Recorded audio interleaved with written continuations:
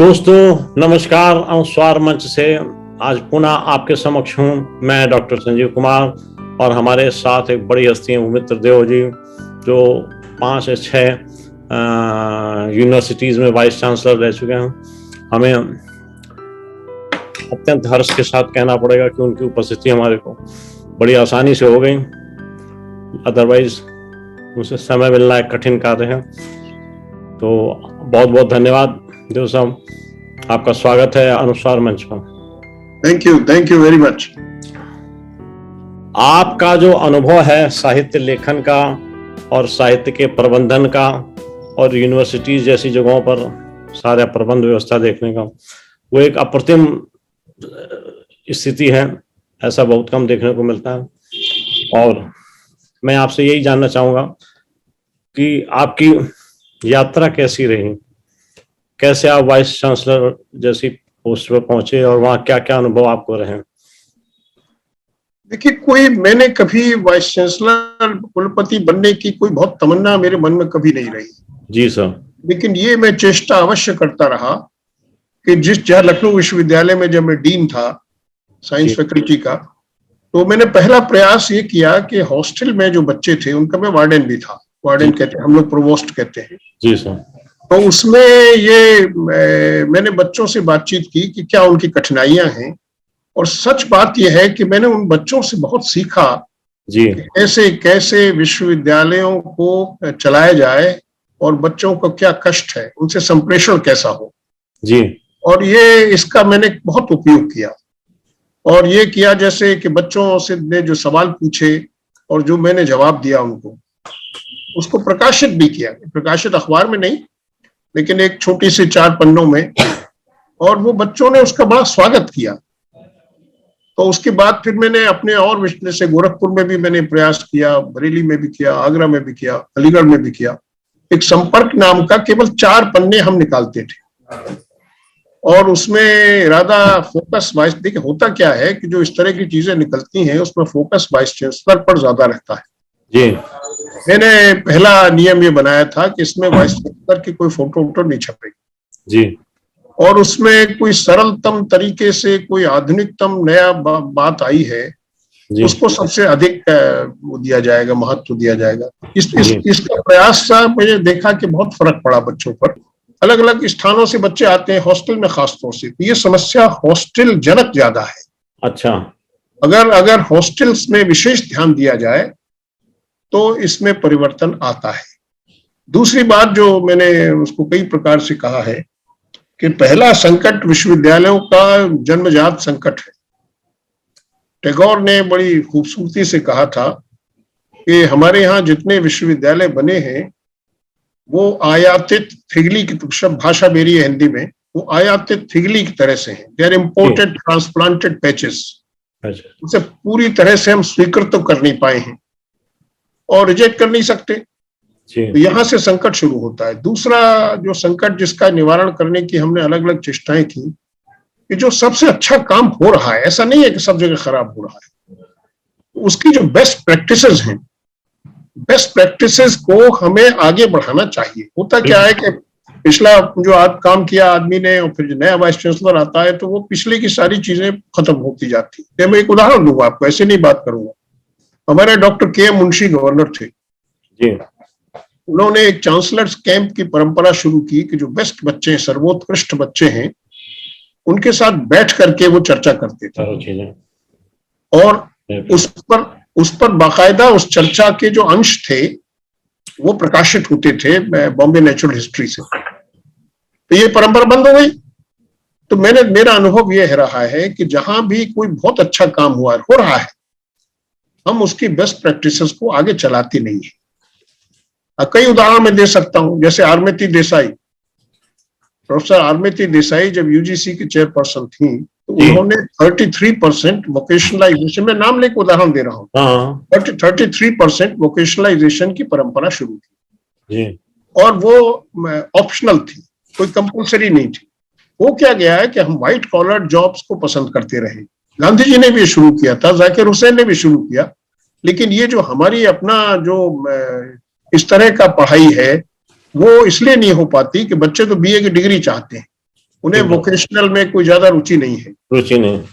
तो ये जो 33% वोकेशनलाइजेशन वाली बात उन्होंने शुरू की, इसको स्वीकार किया और पूरे भारतवर्ष में स्वीकार हुआ। लेकिन उनके जाने के बाद जो अगला चेयरमैन बना, उन्होंने मुझसे पूछा कि क्या किया जा सकता है, तो मैंने उनको बड़े सीधे शब्दों में कहा कि साहब बहुत 3 शब्दों में मैं इसका जवाब दूंगा, सीडिंग, वीडिंग और हीडिंग। वाह वाह। सीडिंग ऑफ एक्सेलेंस, पूरे भारत में सब जगह अच्छा नहीं होगा, जहां जहां सबसे अच्छा हो रहा है वहां सीडिंग होनी चाहिए। कि उसको मैंने स्पष्ट किया जब उन्होंने सीडिंग से मेरा क्या मतलब था।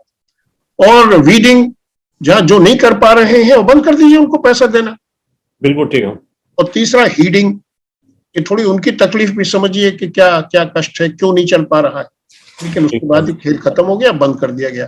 तो ये जो बेस्ट प्रैक्टिसेस की परंपरा जहां भी शुरू की गई है, उनको हम आगे नहीं चलाते हैं।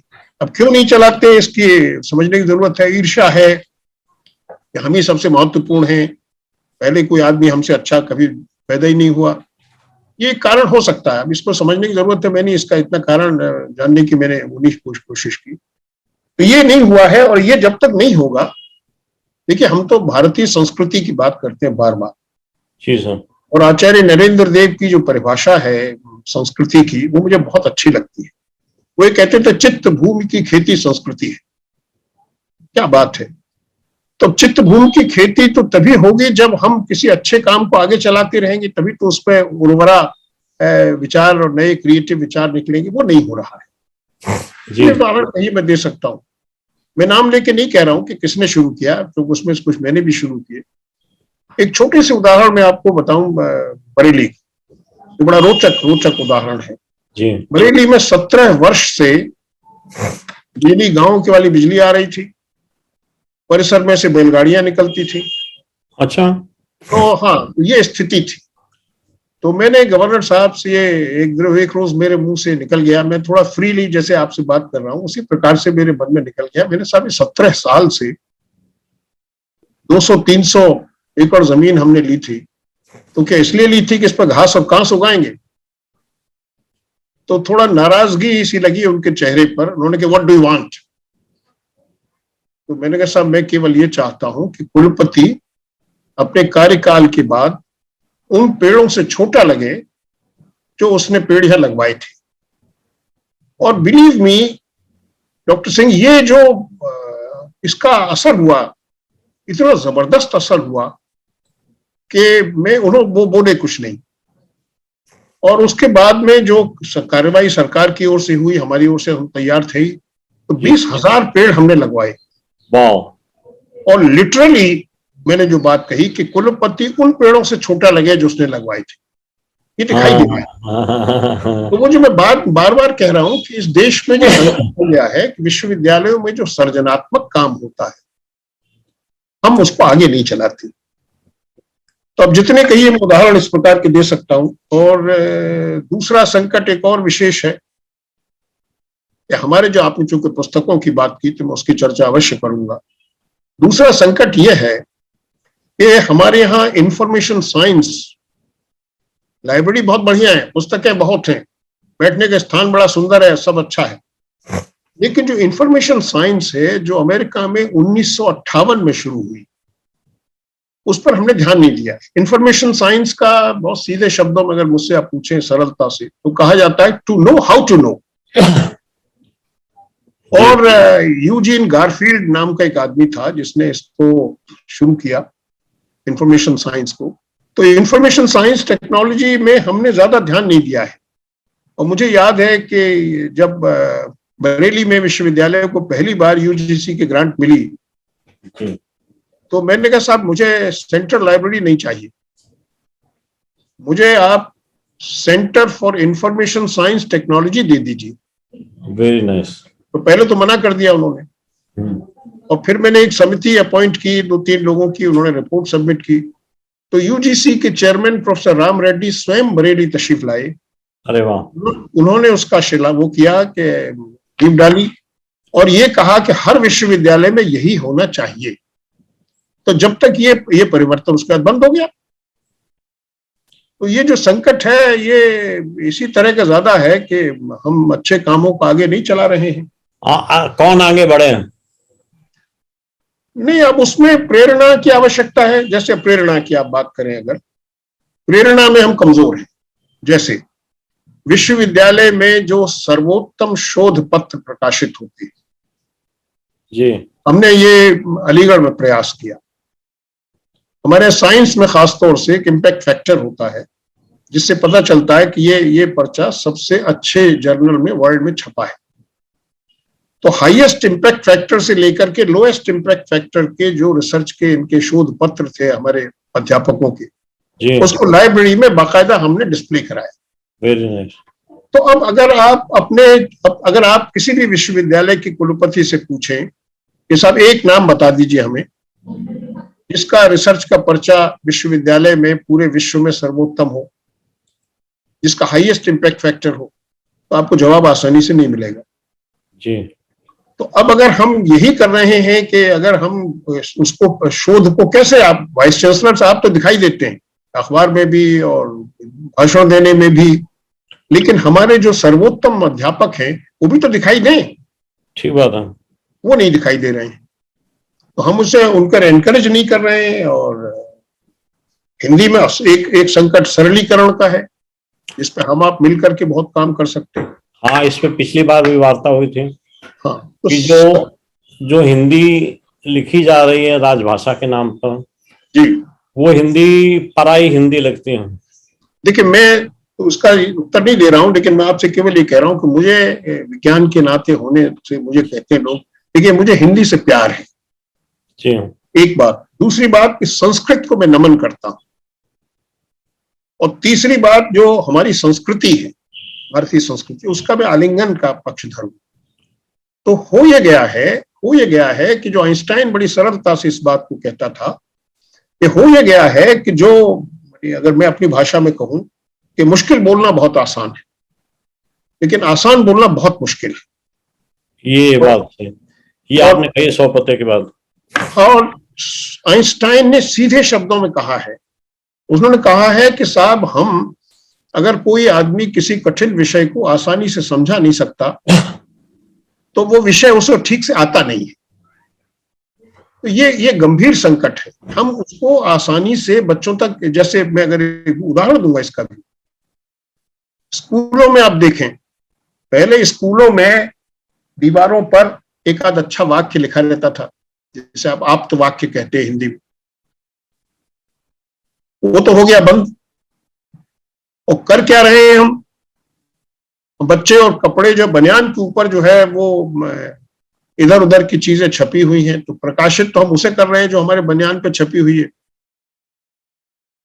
और जो अच्छे वाक्य हैं वहां सफेद हमने दीवार कर दी है। तो मैं समझता हूं ये संकट है कि जो, और अगर आप देखिए विश्वविद्यालय का अर्थ क्या है ये समझ लें हम।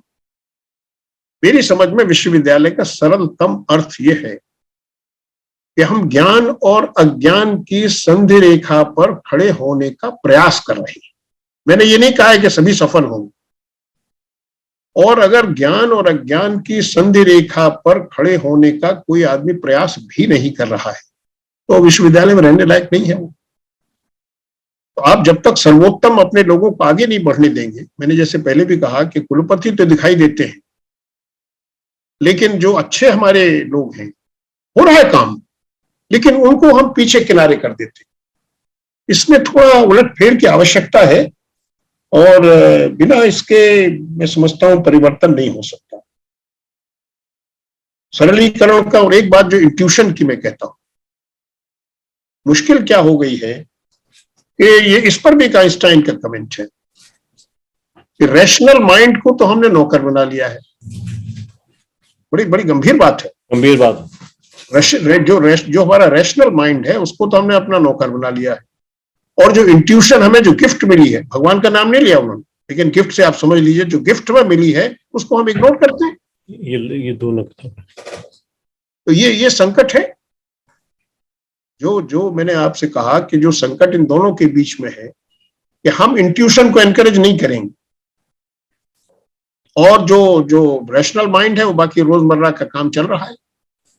हाँ, ये सही कह रहे हैं, और इसी का परिणाम अब आगे शासन तक जा रहा है कि जो ठीक है। इरेशनल क्लास है वो वोट देता है, रेशनल क्लास कहता है अरे क्या करना है, कुछ फायदा थोड़े होना, और रेशनल क्लास अपने बीच के आदमी को चुनना पसंद करता है। इसीलिए जो क्वालिटी है people who are coming to represent us is deteriorating day by day. खैर ये लंबे बहस का मुद्दा है, हम आपको वापस ले चलते हैं आपकी साहित्यिक यात्रा के प्रारंभ में। कैसे और कहाँ आपकी साहित्यिक यात्रा प्रारंभ हुई, किसकी विशेष प्रेरणा रही? मेरी बड़ी बहन उर्मिला देवी शर्मा बैठ रही थी साहित्य विशारद में। हाँ। मैं मेरठ में पढ़ता था, मेरठ कॉलेज में, तो मैंने सोचा हम भी कोशिश करें। हाँ। तो हिंदी वैसे तो हमारी मातृभाषा तो है ही है, अगर राष्ट्रभाषा नहीं है तो क्या है, मतलब राजभाषा है। तो हमने साहित्य विशारद पहले किया, अच्छा। साथ ही साथ जो बीएससी के साथ, और जो बीएससी मेरठ कॉलेज से की और साहित्य विशारद किया, फिर साहित्य रत्न का पहला वर्ष किया। और मेरी ये समझ में आया, जैसे मैंने पहले भी आपसे बड़ी सरलता से कहा, कि हिंदी से मुझे धीरे धीरे प्यार होता गया कि हिंदी में बड़ी ताकत है, संप्रेषण की बड़ी ताकत है, बड़ी ताकत है। और अज्ञेय इसको कहते थे। एक रोज उन्होंने भाषण भी दिया था, उन्होंने कहा था संप्रेषणीयता की भट्टी की चर्चा की उन्होंने, तो बड़ा गंभीर शब्द था। मैंने बाद में उनसे पूछा, मैंने साहब ये शब्द जो आपने इस्तेमाल किया ये किसके लिए किया था, क्या तुलसी के लिए किया था? उन्होंने कहा नहीं, आप बिल्कुल ठीक कह रहे हैं। तो संप्रेषणीयता की भट्टी अगर आप उसे कह रहे हैं तुलसी को, तो कम से कम तुलसी का भी मैंने ये प्रयोग किया, एक वो भी यूट्यूब पर उपलब्ध है। मैंने 8 प्रश्न पूछे हैं। मेरा निवेदन है कम से कम कभी आपको समय मिले तो सवाल मेरे और जवाब तुलसी से है। तो मुझे बहुत आनंद आया इसमें कि कम से कम एक ऐसी बात कही गई जो रोजमर्रा के इस्तेमाल की बात है। ठीक बात है। आपने सबसे पहले किस विधा में अपना हाथ लगाया? इस विधा में मैं पढ़ने लिखने के अलावा मैं तो एक ही बात जानता हूं जो मैंने 50-60 वर्षों से भूला नहीं हूं मैं, और वो ये है कि मैं तो ज्ञान का भिखारी हूं। कठोर शब्द है भिखारी, लेकिन चिंता मत करिए, हम करपात्री, हमारे थे करपात्री जी, तो वो कटोरा लेके नहीं चलते थे। तो भिखारी का अर्थ ये नहीं कि मैं कटोरा लेके घूम रहा हूं, जी नहीं। जो जो जो मैं अपने हाथ से जो कर पात्र है, तो कर पात्र का अर्थ आप समझ रहे हैं कि मुझे लिखना पढ़ना, शब्दों का, मैं शब्द को ब्रह्म मानता हूं जो मैंने पढ़ा है। और अगर शब्द ब्रह्म है तो अगर आप हिंदी की वर्णमाला अगर आप देखें तो अ से शुरू होती है और क्षत्रज्ञ पे प्रांत होती है जी। ये 2 अक्षर जो है यही तो आज्ञा है। वाह। पहला अक्षर अ और ज्ञ। और अगर आप इस पे विचार करना चाहें तो शब्द ब्रह्म इसीलिए तो है। ठीक बात। शब्द ब्रह्म अज्ञा, जहां आज्ञा 2 अक्षर मिल गए, अक्षर शब्द है वैसे जिसका क्षरण न हो वो अक्षर, लेकिन शब्द का देखिए आनंद। और फिर वही बात है जो मैं आपसे कहता हूं कि जो क्रिएटर है, जो नॉलेज का क्रिएटर है, उसको हम जब तक महत्व नहीं देंगे काम चलेगा नहीं। ठीक बात। और बल्कि और आगे भी मैं इसको ले जा सकता हूं कि आज्ञा और अज्ञ में, जो अज्ञ का भी एक अलग विचार है जो हमारे मस्तक पर जो एक ग्रंथि की बात करते हैं साइंस में। तो मैं तो सीधे शब्दों में कहता हूं कि हमारे ज्ञान का पर्पस क्या है? पर्पस यही है कि अगर आप में विवेक और आनंद दोनों शब्दों समाहित हो जाएं तो मैं समझता हूं विवेकानंद ही है। और मैं विवेक की बात कर रहा हूं और आनंद की बात कर रहा हूं, वो दोनों धीरे धीरे कमजोर हो गए विश्वविद्यालय में। मैंने आपसे आनंद की बात हॉस्टल से शुरू की थी जी, और विवेक की बात मैं बार बार कर रहा हूं। विवेक तो ट्यूशन से लिंक्ड है जी। यही एक प्रश्न पूछना चाहूंगा कि बतौर कुलपति जब आप इन विद्यालयों में रहे तो हिंदी के प्रचार प्रसार और समृद्धि के लिए क्या क्या विशेष कार्यक्रम आपने किए? मैंने ये सबसे पहली बात आपसे बताई कि संपर्क का जो प्रकाशन शुरू किया मैंने जी, वो हिंदी में ही था।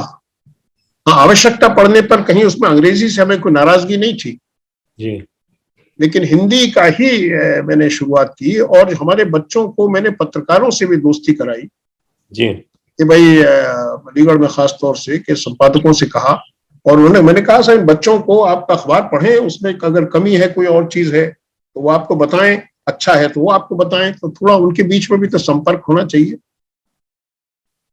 तो हिंदी का संपर्क मैं इसी प्रकार से ज्यादा मानता हूं और मैं कहता हूं पहले रिपोर्टिंग मैकेनिज्म है तो रिपोर्टिंग प्लस उसकी जो रिक्रिएशन है या क्या कहना चाहिए जो सुधार करने का काम है वो तो साहित्य करता है तो क्यों ना साहित्य को चौथा स्तंभ माना जाए।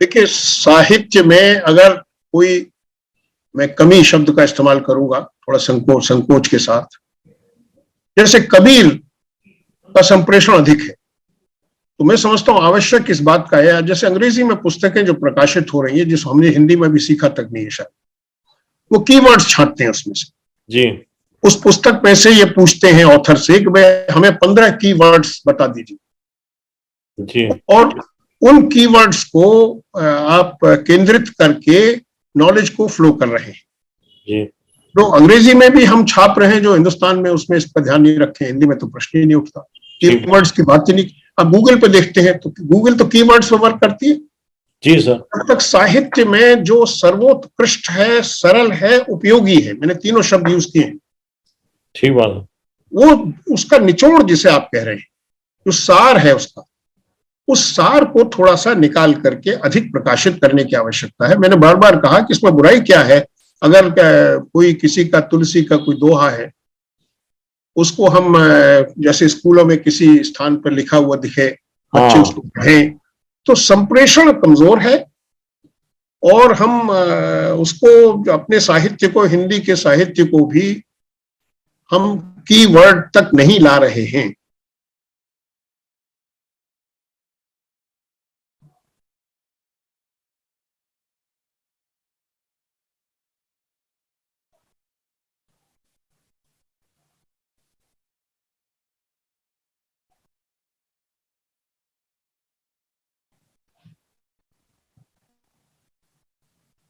मैं समझता हूं मैं अपनी बात कह चुका हाँ बस आखिरी प्रश्न आपसे ये पूछना चाहूंगा कि नवोदित हिंदी में मैंने फिर उसको दोहरा दूं कि कीवर्ड्स जो हिंदी में प्रकाशित होते हैं साहित्य उसको उस पर अधिक बल की आवश्यकता है एक पन्ना कम से कम ऐसा हो कि सब ये इसका सब मर्म है ठीक तो आप इस पर एक लेख लिख करके हमें अनुस्वार में छापेंगे इस पर मैं लिख लूंगा जो अब आपसे बात हुई इस विषय पर भी कि कीवर्ड्स बड़ा टाइम है हाँ हफ्ते 10 दिन में 15 दिन में जवाब लिख सका ठीक है मैंने जैसे आपका कीवर्ड्स पर हमने ध्यान नहीं दिया हिंदी में शुरू नहीं किया है बिल्कुल नहीं किया दूसरा अंतिम बात मैं और से बता दूं हिंदी की बात कर रहा हूं जैसे उसमें आप एक दंती स है एक मूर्धन्य स है एक तालव्य स है हम आज के आधुनिक तरीके से ये समझाना क्यों नहीं चाहते ऑडियो विजुअल तरीके से कि इसमें तीनों को कैसे बोला दंती सा का क्या अर्थ है ये जबान जो है मैं इसलिए कह रहा हूं जान करके ताकि हिंदी में रुचि तो पैदा हो ठीक बात है और तालव्य स इसके लिए ऑडियो वीडियो की जरूरत है क्योंकि आप इसमें रुचि ले रहे हैं मैं समझता हूं इसको सरलता से बच्चों को आनंद आए कि भाई स श और श ये मूर्धन्य क्यों कह रहे हैं हम उसे तो अब इस पर भी मतलब भाषा का अगर आप प्रचलन चाहते हैं तो मैं समझता हूं इन बातों पर ध्यान देना पड़ेगा ठीक है मैंने कीवर्ड्स कहा है और दूसरा ये कहा है कि इन शब्दों में हिंदी तो जादू है एक सुझाव या बात मेरे दिमाग में आई है कि क्यों ना एक सीरीज तकरीबन 5-6 एपिसोड्स में एक सीरीज की जाए जी बताइए इसमें साहित्य में भाषा की उपादेयता के ऊपर चर्चा हो बहुत अच्छा आपका विचार है मेरे मन की बात कह रहे हैं आप तो इस कार्यक्रम का संयोजन आप करें अनुस्वार मंच पर अनुस्वार ये मत कराइए क्योंकि मैं विज्ञान का आदमी हूं लेकिन हाँ मैं हाजिर हूं सेवा में मैं अच्छा संयोजन का मतलब ये हुआ कि आप नाम सजेस्ट करें किनको बुलाया जाए हाँ नाम बता दूंगा लेकिन नाम भी ढूंढना आसान नहीं है हिंदी में हाँ नहीं आपके ऊपर छोड़ता हूँ आराम से दो आदमी होंगे कार्यक्रम के बाद 2 मैं बता दूंगा, एक नहीं एक आदमी तो अभी बता सकता हूं आपसे। एक धामपुर में है डॉक्टर शंकर लाल शर्मा। हाँ जी सर। मैं एक नाम तो आपको अभी बता रहा हूं, तो नाम ढूंढने में इसलिए होगी कि वो जागृत है कि नहीं, उनको रुचि बची है कि नहीं बची है, कि सब चुप गए हैं। नहीं तो इस पर थोड़ा शोध कर लिया जाए, फिर 5 हाँ या हाँ 4 कार्यक्रम रखे जाएं। हाँ, जी, 5 जैसे 4 लोग। मत करिए, पहले 1 या 2 कार्यक्रम की बात करिए, उसको प्रभाव देखिए और तब चलिए आगे। ठीक है सर, डन, इसको बहुत करिए। बहुत बहुत बहुत आपको और धन्यवाद, आपने इतनी रुचि इसी दिखाई। इसी आपको एक दायित्व दे दिया मैंने करने का। इस समय आप आपका समय थोड़ा सा लेता रहूंगा इस विषय पर। हाँ नहीं, मैं अगर आप थोड़ा सा मुझे पहले से बता देंगे किस विषय पर, क्योंकि बिना पढ़े लिखे मैंने आपसे कहा कि जब मैं कहता हूँ ज्ञान का भिखारी हूँ तो पहले मैं संतुष्ट होना हमारी जो चाहता सीरियल होगी वो होगी हिंदी साहित्य में भाषा की उपादेयता। हूँ। ठीक है, हम बहुत ये अच्छा। देखेंगे कि साहित्य में भाषा का जो प्रयोग हो रहा है वो किस किस प्रकार से हो रहा है, उसमें क्या क्या सुधार की आवश्यकताएं हैं। बहुत अच्छी बात है, और मैं तो जितना मेरे बस का है विज्ञान के नाते मैं उसमें पूरी मदद करूंगा, अब और चाहूंगा। ऐसी जूम पर कार्यक्रम करेंगे हम, तो किसी को अपने स्थान से जाने की जरूरत नहीं होगी। और ऐसे ही 45 मिनट का या 1 घंटे का 40 मिनट का प्रोग्राम मेरे हिसाब से बहुत ज्यादा है डीवी, जो 15 मिनट से ज्यादा का मत रखिए, नहीं, क्योंकि 15 मिनट, हर आदमी व्यस्त है। 15 मिनट एक आदमी। 15 20 मिनट बहुत होते हैं। हाँ, एक आदमी के लिए ना। नहीं मतलब थोड़ा थोड़ा थोड़ा देखिए, जो उसका जो पहले से अगर आप तैयार होके आते हैं तो मेरा ख्याल है वो कंडेंस्ड होगा। अब ये खैर ये आपकी इच्छा है कि आप नहीं कैसे 10 चाहते हैं। नहीं 10-15 मिनट अगर बोलने को न दो तो आदमी फिर कहता है नहीं, हम वो बोले। गलत है, वो गलत है। देखिए मेरे तो यूट्यूब पे जो मेरे प्रोग्राम्स हैं, कभी आपको समय मिले तो देखें, मैंने उसको कितना निचोड़ के कहने की कोशिश की, नई परंपराओं से, नए तरीकों से। ठीक है। तो इस हिंदी पर में इस भी है, पर अंग्रेजी में भी है। इस पर सर मेरे को नाम सुझाइए, और नाम और फोन नंबर के साथ कुछ लोगों के नाम अब सुझाइए। एक नाम तो मैं भी बता दूंगा और एक और बता दूंगा नाम, कम जी, से 2 तो नाम फिर तो मैं इसके ऊपर कार्यक्रम करते हैं और आपकी उपस्थिति प्रार्थनीय रहेगी। नहीं, मैं हाजिर हो जाऊंगा, लेकिन बस यही प्रार्थना है कि बहुत लंबा ना करें, क्योंकि हर आदमी नहीं नहीं, अपने लंबा अपने नहीं, लंबा नहीं करेंगे। एक दिन में 2 आदमी, ताकि कोई और थकने ना पहले पाए। मेरा अपना अनुभव यही है कि जो अगर बिंदुवार बातें होती है तो उसका असर भी ज्यादा हो। बिल्कुल ठीक बात है। तो मेरा मेरा निवेदन है, अगर आपको समय मिले तो आप मेरे यूट्यूब पर देखें, मैंने एक नई परंपरा शुरू की है, अवश्य सर, अवश्य देखेंगे। स्टेयरकेस थॉट करके नाम से है। अच्छा। गूगल ने इसको बहुत पसंद किया है। स्टेयरकेस थॉट में वही बात है कि किसी प्रश्न का उत्तर 7 शब्दों में, केवल वाक्य नहीं है। शब्दों में। और ये नया तरीके से मैंने चेष्टा की। उस तो पर मैं भी उस पर भी एक चर्चा रखते हैं, एक नजर में देख लूं तो उस पर भी चर्चा रखते हैं। आपके साथ कुछ अधिक समय बिताने का मन हो रहा है। नहीं, आपकी इच्छा है, लेकिन यही है कि मैं और किस समय, चूंकि मैंने कह रखा था, आपने 1 बजे कहा था, तो मैंने 1 बजे पहले 12:30 कहा था आपने, लेकिन मैं तैयार था, आपके हुक्म की तामील करूंगा। देखिए मैं प्रभावित हूं आपके इस प्रयास से, थैंक यू जो सर। आप प्रकाशक की तरफ से भी आप जो प्रयास कर रहे हैं गुणवत्ता का। मैंने आज सुबह भी फोन पर आपसे यही कहा, मैं प्रभावित हूं इससे। धन्यवाद, बहुत बहुत जो आभार। जो जो प्रकाशन हो रहा है वो केवल इसीलिए हो रहा है कि वो स्कूल में बच्चों में किताबें लग जाए, इससे अकेले काम नहीं चलेगा, दोनों तरफ ध्यान देना नहीं, पड़ेगा। इस अकेले से काम नहीं चलेगा, मैं आपकी बात से सहमत हूँ। तो वो आप कर रहे हैं, ये तो मुझे बहुत अच्छा करते लगा। हैं, मिलके करते हैं, और कुछ कुएं खोदते हैं जिनमें से जल बहुत निकले। बहुत बहुत धन्यवाद आपको। नमस्कार। आप आपके सचौट आपके आगमन सचौट के लिए बहुत बहुत आभार। और आशा है कि आप ऐसा ही बनाए रखेंगे हमारे साथ। अनुस्वार मंच पर आपकी उपस्थिति बार बार होनी चाहिए। धन्यवाद, आभार। धन्यवाद।